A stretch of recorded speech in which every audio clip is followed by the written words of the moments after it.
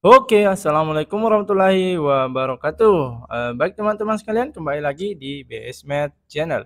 Pada video kali ini kita akan membahas materi baru ya, masih terkait dengan pembahasan matematika kelas 11 untuk kurikulum Merdeka ya. Kita masuk ke bab baru mengenai lingkaran ya.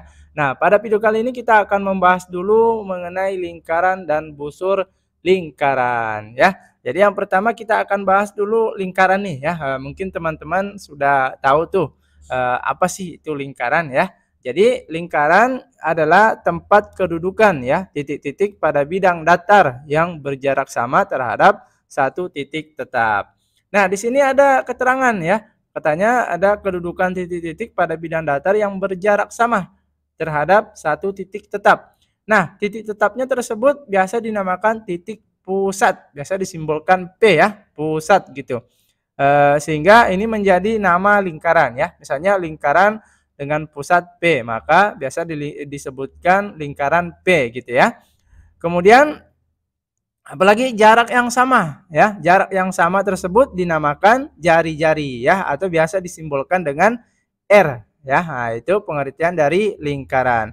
Maksudnya seperti apa nih? Misalnya nih ada satu titik nih, kemudian ada titik-titik yang mana jaraknya sama semua terhadap titik tetap tersebut, maka titik tetap itu yang biru ini itulah titik pusatnya ya. Dan jarak yang sama, anggaplah perwakilan ya, titik ini dengan satu titik di sini jaraknya itu sama semua, itulah sebagai jari-jari ya, atau biasa disimbolkan dengan R gitu ya. Kemudian ada juga satu unsur nih dalam lingkaran, yaitu panjang atau jarak titik terjauh ya, dua titik terjauh dari lingkaran biasa dikenal dengan istilah diameter ya. Diameter itu seperdua jari-jari ya, yaitu seperdua diameter. Oke gitu ya. Inilah unsur-unsur yang perlu ya diketahui dalam sebuah lingkaran. Nah, yang paling penting juga yang teman-teman harus tahu ya, dalam lingkaran ada dua rumus nih. Yang pertama yaitu rumus luas lingkaran. Masih ingat nggak?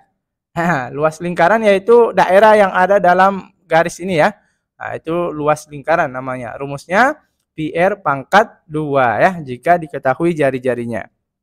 Kemudian juga keliling lingkaran. Keliling lingkaran itu yang mana maksudnya? Panjang garis ini, yang melingkar ini ya. Nah, panjangnya itulah yang disebut sebagai keliling lingkaran. Rumusnya apa? 2πr gitu ya. Nah, dengan catatan pi itu nilainya bisa 3,14 atau bisa 22/7 ya. Menyesuaikan aja nilai dari R-nya ya. Mau pakai 3,14 atau 22/7. Nah, ini pengantar terkait dengan lingkaran ya. Sekilas saja yang perlu ditekankan di sini adalah mengenai rumus yang dua ini ya, luas dan keliling lingkaran.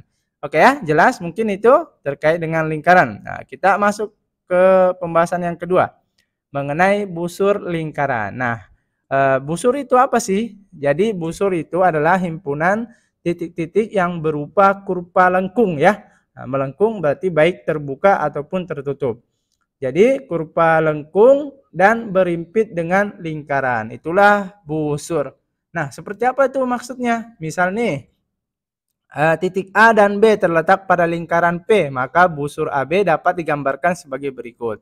Jadi lingkaran P ya, maka titik pusatnya P gitu ya. Nah, seperti yang dikatakan di awal. Nah, ada titik A dan B, anggaplah seperti ini. Maka inilah garis AB inilah yang dikenal sebagai busur. Tapi dia dikatakan busur minor AB ya. Kenapa dikatakan minor? Sebentar ya. Jadi ada dua kemungkinan nih garis AB ya. Bisa AB ke sini, bisa juga yang kedua seperti ini ya. Jadi ini yang berwarna ungu ini ya teman-teman. Nah, jadi yang kedua bentuknya seperti ini, kebalikan. Yang di sebelah. Kalau ini tadi sebelah kanan, kalau ini sebelah kiri garisnya. Nah, yang kedua ini dikenal dengan busur mayor AB. Nah, bedanya apa? Nah, jelas tuh ya, bedanya dari panjangnya. Kalau busur minor itu adalah busur yang panjangnya kurang dari setengah lingkaran. Gitu ya.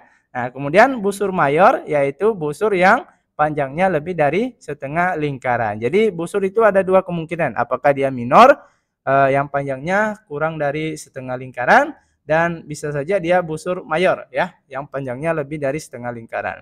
Tapi secara umum jika tidak ada keterangan, maka yang dimaksud busur AB itu, nah rumusnya seperti ini teman-teman ya. Jika ada AB, ada tanda kurung begini di atasnya, maka itu namanya busur AB ya. Nah, kalau tidak ada keterangan, maka yang dimaksud adalah busur minor ya. Jadi kebanyakan busur itu selalu seperti yang seperti ini ya. Yang pertama, minor dia ya yang dimaksud.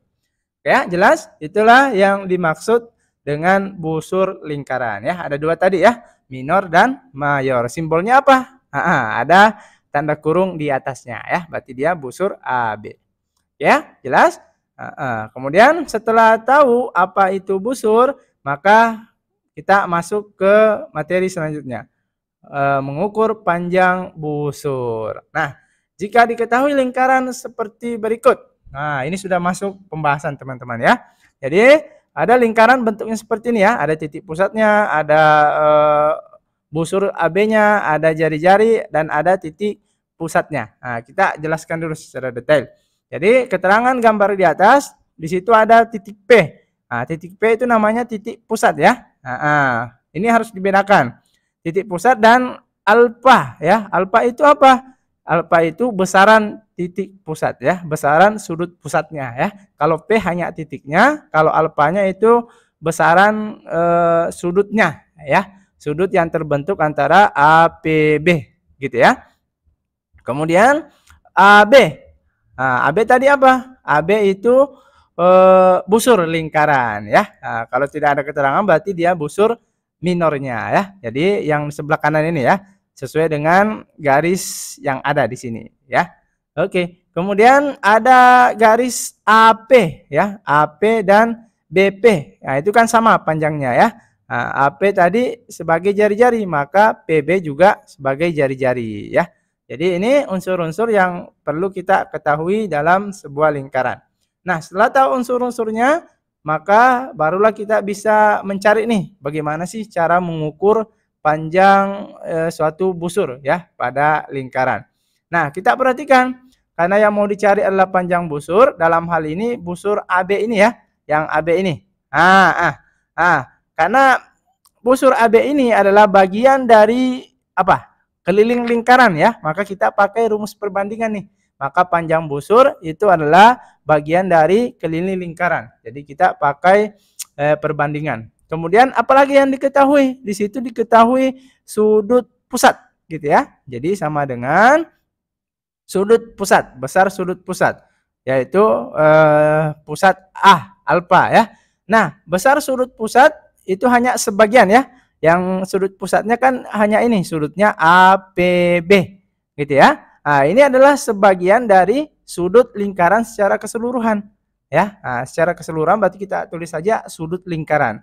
Nah, tentu teman-teman sudah tahu ya, sudut lingkaran itu 360 derajat ya. Tapi yang diketahui di sini hanya sebagiannya saja ya, yang terbentuk antara sudut APB. Sehingga dari persamaan perbandingan inilah kita dapat mencari rumus tuh panjang busur lingkaran yang ada. Panjang busur yang mau dicari di sini kan adalah panjang busur AB gitu ya. Sehingga panjang busur kita tulis panjang busur AB ya. Ingat simbol ini adalah artinya busur AB gitu ya.